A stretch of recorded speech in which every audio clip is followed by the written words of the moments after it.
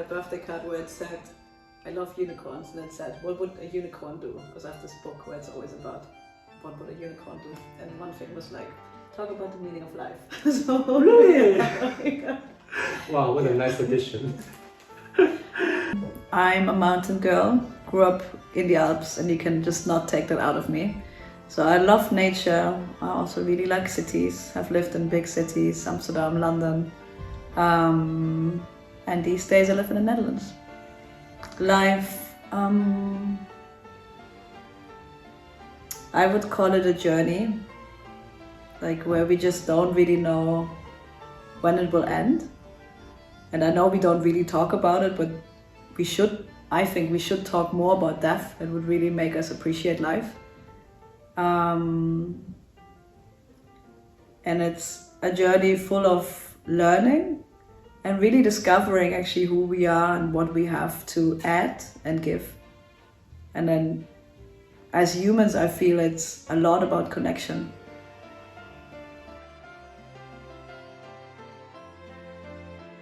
So Mirjam, your life experience is just quite, a lot. I know that you were having a commercial background. You had doing a PhD in law, but you ended up in the NGO sector, but you also run. So I was like, okay, that's quite a lot. Tell me about that.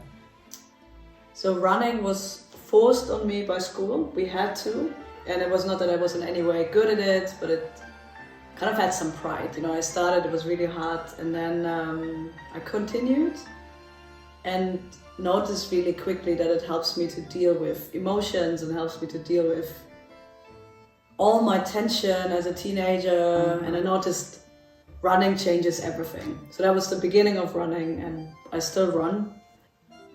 And when I finished high school, I did a trip around the world.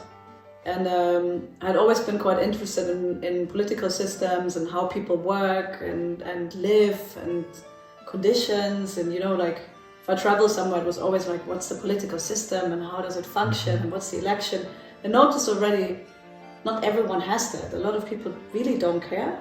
And for me, it was always like, how many people live there? What's the conditions? And I think that's probably the first time I became aware of privilege. I don't know if I had the name for it, but it was like, okay, where you come from, you just got lucky, and it's completely normal that you can vote, and lots of things are normal that are nowhere normal. Like safety is quite normal, yeah. And that was the beginning of me deciding that I want to do something where I can use that, whatever I called it, like that privilege for the benefit of others, and not just have like a nice job, or that just didn't really make sense to me. So then I applied for lots of jobs in the third sector, and I could not get in, and I really felt very strange, because till then it was also a bit like, very like, if something's meant to happen, it will happen. I was like, yeah, I'm trying so hard, and I know what I want, and it felt also like, as long as you know what you want, it will work out. And it really didn't. Yeah, still coming from London, I googled and said, oh, imagine I would get paid to run, because I love running. And I googled like running coach, and there's literally a position in the Netherlands, in Amsterdam, for an English-speaking running coach. I sent them an email, I had a coffee date, and I had a job. Was I a running coach? No. Was I an experienced runner? Yes, I was old, 28.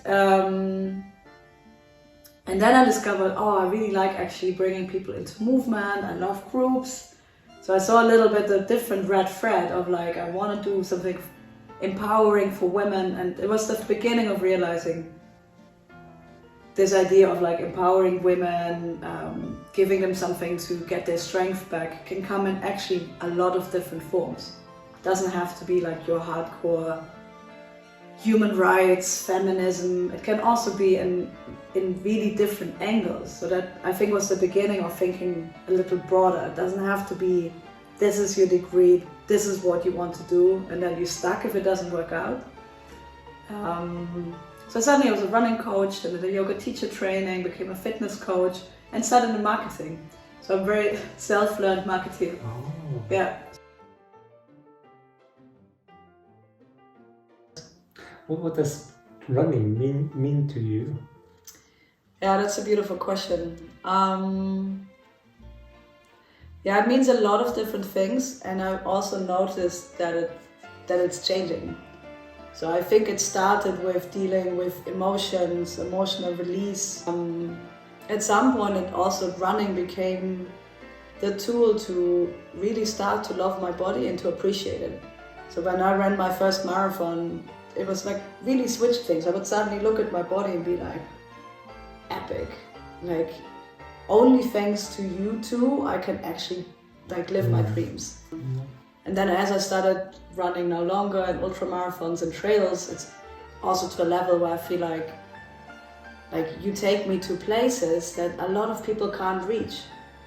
You know, it doesn't matter if it's hiking in the Himalayas or running through Scotland, what I recently did. Like, where I feel again this appreciation, but beyond just the body, but also like I can do things that are really, really tough, but they get me to most stunning places by running very long in one day, where other people, it's just not approachable. You know, it's not doable.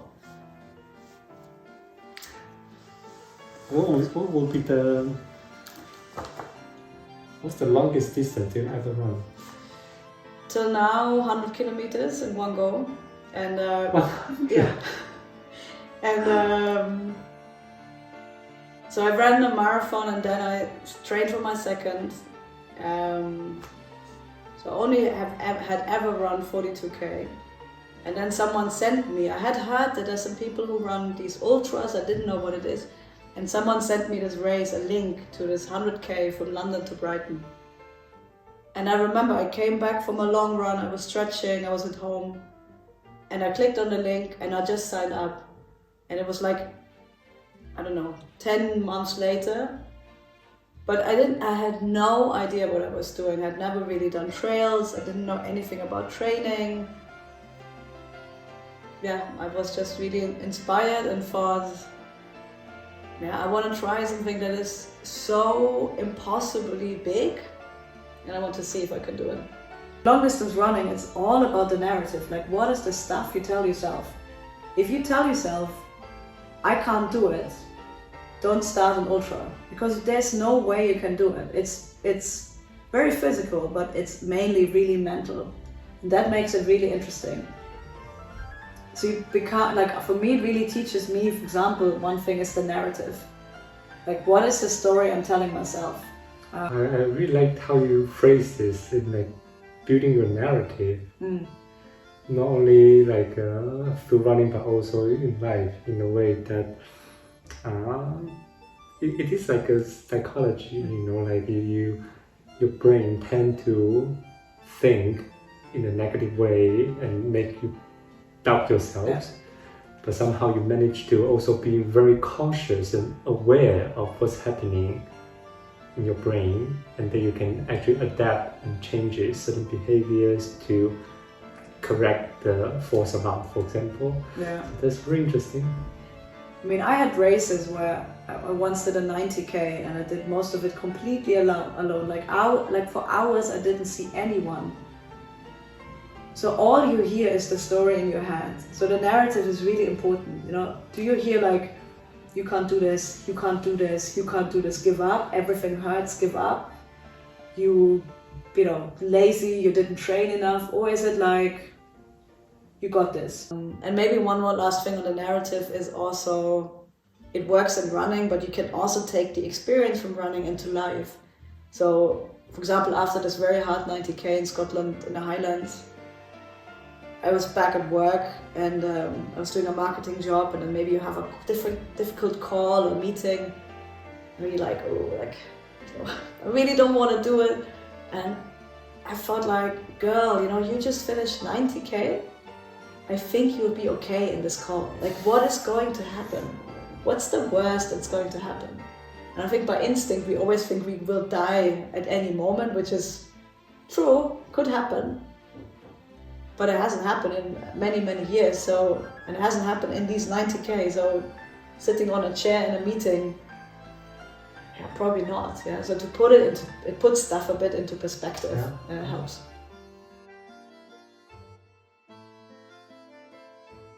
So looking back, about what we discussed and looking back at your life, you have experienced quite a lot, and I think you're getting closer and closer to what you initially want to achieve. For example, working in the social impact sector, and now because of running, you become like an ambassador of a known brand.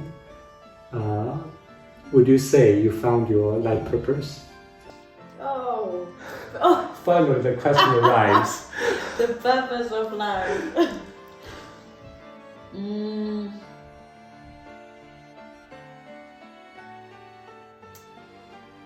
I think I got a really good understanding of the red line, the red thread for me. So and that's an important one, to understand for myself who I am and what the values are for me and how they fit in. And based on that, I'm getting way better to look at different things and feel like, wow, this is amazing, but I know this is not for me. I don't know if I have found 100% what I want to do, but I'm way more aligned and way more aware of my values. Often try to challenge myself to be like, okay, what exactly are the values like? And I feel like they're also changing, so it's not all set in stone. But I have a way better feeling of my own energy, what gives me energy, and feeling like, oh, if it's very draining or really takes so much energy to get through something, I'm like, okay, somehow it's not quite right, it's not quite aligned, so I'm way more sensitive to that. And maybe in a way the purpose hasn't changed. It's still using my privilege in the most beneficial way and using also my strengths. So for example, what I discovered as at the beginning of my running coaching of like, I like groups, I like facilitation, I enjoy working with people. Now I'm using this in a broader sense, feel like, for example, with this brand collaboration, like, how can I bring myself in? But also how can I stay actually authentic? And I think knowing how you can stay authentic, for that you need to know yourself first and have a bit of experience. Because otherwise, how would you know? And that changes, right?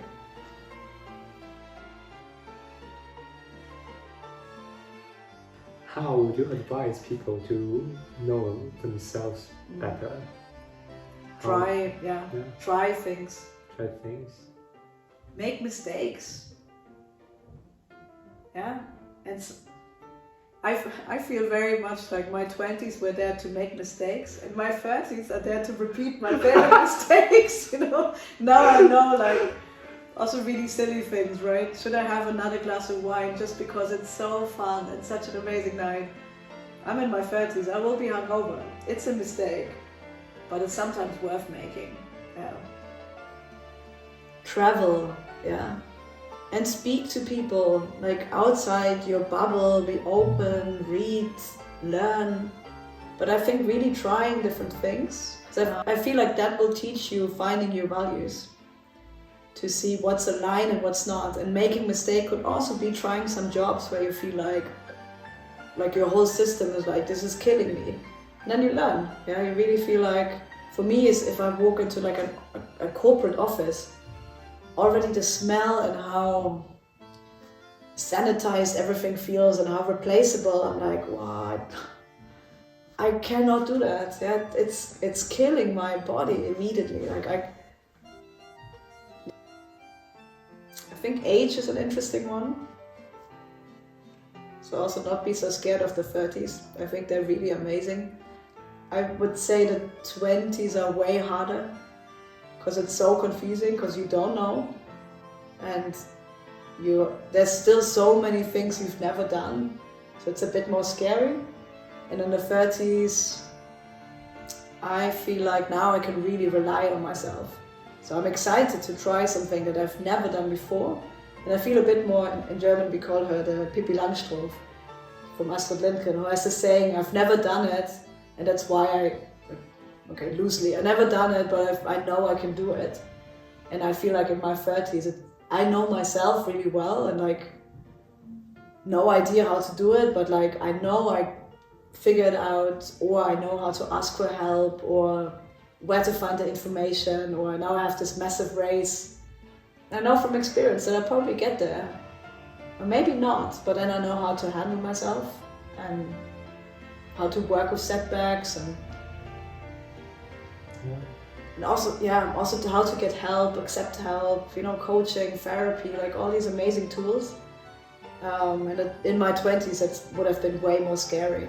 And now I'm like, I know if my life would completely fall apart, I probably would have a therapist first thing, speak to my friends, get a therapist and get my life back on track, because I know that would work for me.